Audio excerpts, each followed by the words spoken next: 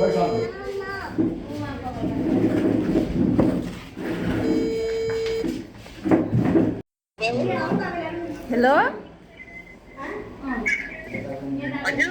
दिदी म सानु बोलेको म सानु अनि हामी त आउनु नभ्याउने पर्यौँ त दिदी अब के गर्नु त अनि कामै त्यस्तै पर्यो अब के सबै के भन्नु यति आउने त यति रहर थियो बाध्यताले गर्दा आउन पाइएन अब दसैँमा आउने है हामी फिक्स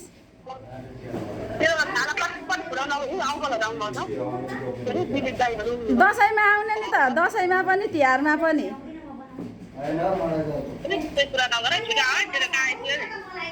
कहाँ आउनु नआउने परिमै हामी त कान्छीले फोनै उठाउँदैन अनिताले फोनै उठाएन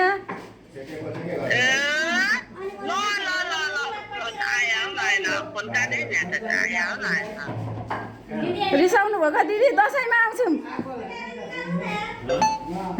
काटो फोन काटो फोन काटो कसरी जाँदैन घर देखेको छैन